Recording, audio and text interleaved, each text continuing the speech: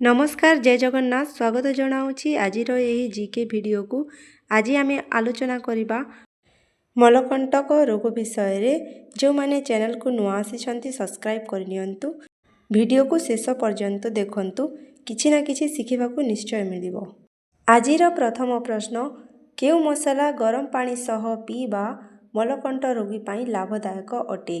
ए जीरा, बी हलदी, सी मरीच, डी धनिया।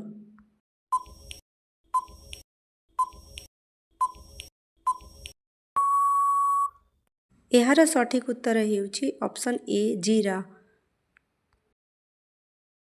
परवर्ती प्रश्न मलकंट होइथिले केउ फल खाइबा आदौ उचित नुहे। ए तरबुज, बी कमला, सी अंगूर, डी खजरा।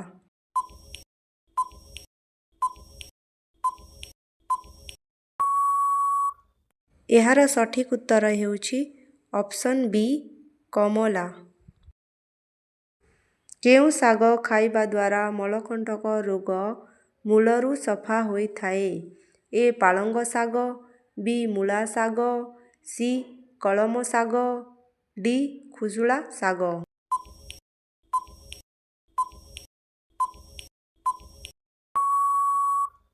एहार सठिक उत्तर हेउछि ऑप्शन ए पालंग शाग खाइबा द्वारा मलकंटक रोग मूलरू सफा होइथाए। केउ डाली खाइबा द्वारा पेट गैस्ट्रिक होई झिन हुए नाही। ए मसूरी डाली, बी चना डाली, सी मुग डाली, डी बिरी डाली।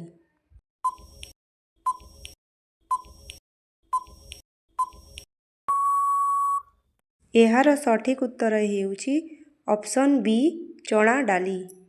परवर्ती प्रश्न मलकंटक थिबा लोक खाली पेटरे कौन न पीबा उचित अटे।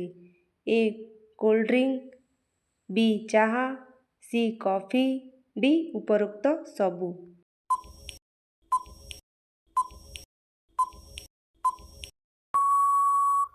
एहार सठिक उत्तर हेउछि ऑप्शन डी उपरोक्त सबु। मलकंटक हेउथिबा लोक केउटी भूलरे भी न खाइबा उचित।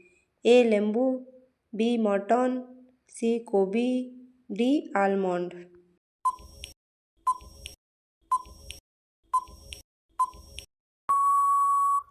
एहार सठिक उत्तर हेउछि ऑप्शन बी मटन।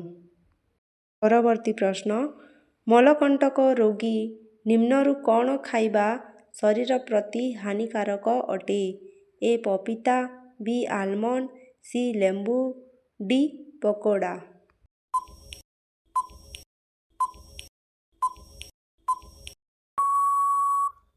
एहार सठिक उत्तर हेउछि ऑप्शन डी पकोड़ा। केउ शाग रोटी सह खाइबा द्वारा मलकंटक रोग भल होइथाए। ए कखारु शाग, बी पोई शाग, सी खुसुला शाग, डी चना शाग।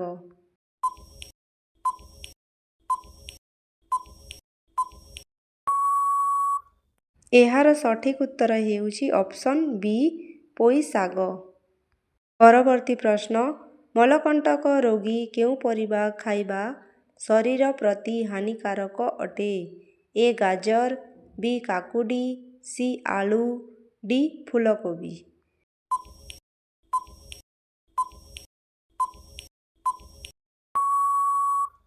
एहार सठिक उत्तर हेउछि ऑप्शन डी फूलकोबी। परवर्ती प्रश्न मलकंट थिबा लोक रातिरे कौन खाइबा आदौ उचित नुहे।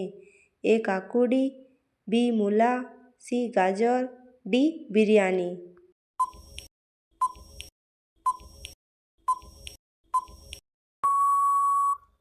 एहार सठिक उत्तर हेउछि ऑप्शन डी बिरयानी।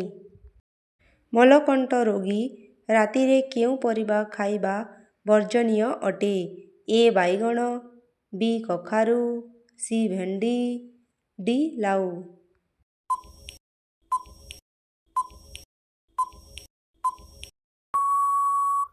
एहार सठिक उत्तर हेउछि ऑप्शन ए बाइगण। परवर्ती प्रश्न मलकंट रोगी ପେଟ ସଫା କରିବା ପାଇଁ କେଉଁ ଶାଗ ଖାଇବା ଉଚିତ ଅଟେ? ଏ. ଖୁସୁଳା ଶାଗ, ବି. କମଳ ଶାଗ, ସି. ମୂଳା ଶାଗ, ଡି. କୋବି ଶାଗ।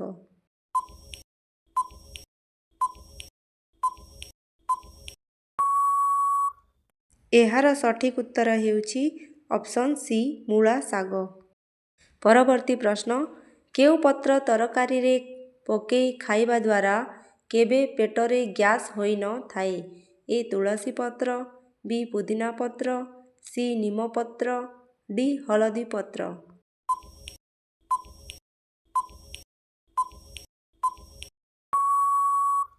ଏହାର ସଠିକ୍ ଉତ୍ତର ହେଉଛି ଅପସନ୍ ବି. ପୁଦିନା ପତ୍ର। କେଉଁ ଡାଲି ଖାଇବା ଦ୍ୱାରା ବର୍ଜ୍ୟବସ୍ତୁ ସମସ୍ୟା ତୁରନ୍ତ ଦୂର ହୋଇଥାଏ?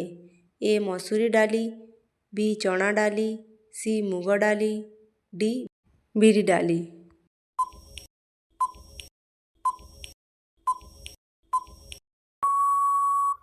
ଏହାର ସଠିକ୍ ଉତ୍ତର ହେଉଛି ଅପସନ୍ ବି. ଚଣା ଡାଲି। କେଉଁ ଶାଗ ଖାଇବା ଦ୍ୱାରା ବର୍ଜ୍ୟବସ୍ତୁ ଓ ଗ୍ୟାସ୍ ସମସ୍ୟା ଦୂର ହୋଇଥାଏ? କମଳ ଶାଗ, ବି. ଖୁସୁଳା ଶାଗ, ସି. ମୂଳା ଶାଗ, ଡି. କୋବି ଶାଗ।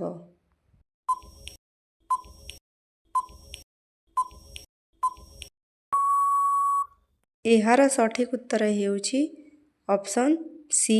ମୂଳା ଶାଗ। କେଉଁ ପତ୍ର ଖାଇବା ଦ୍ୱାରା ପେଟରେ କେବେ ବି ଗ୍ୟାସ୍ ହୋଇନଥାଏ?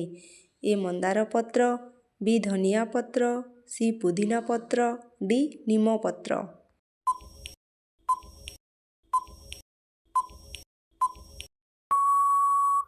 ଏହାର ସଠିକ୍ ଉତ୍ତର ହେଉଛି ଅପସନ୍ ସି.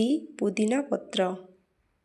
ପରବର୍ତ୍ତୀ ପ୍ରଶ୍ନ, ସକାଳେ କେଉଁ ପାଣି ପିଇବା ଦ୍ୱାରା ବର୍ଜ୍ୟବସ୍ତୁ 15 ମିନିଟ୍ରେ ବାହାରିଯାଏ? ଏ. ଖାଲି ପାଣି, ବି. କିସମିସ୍ ପାଣି, ସି. ନଡ଼ିଆ ପାଣି, ଡି. ହଳଦୀ ପାଣି।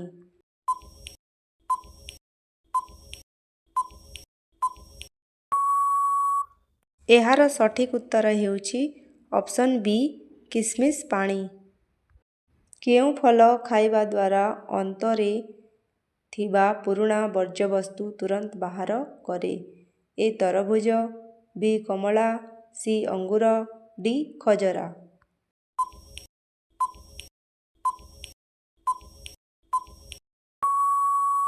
ଏହାର ସଠିକ୍ ଉତ୍ତର ହେଉଛି ଅପସନ୍ ଡି. ଖଜରା। କେଉଁ ଫଳ ନିୟମିତ ଖାଇବା ଦ୍ୱାରା ମଳକଣ୍ଟକ ରୋଗ 3 ଦିନରେ ଭଲ ହୋଇଥାଏ? ଏ. କଦଳୀ, ବି. ପପିତା, ସି. କମଳା, ଡି. ଅଙ୍ଗୁର।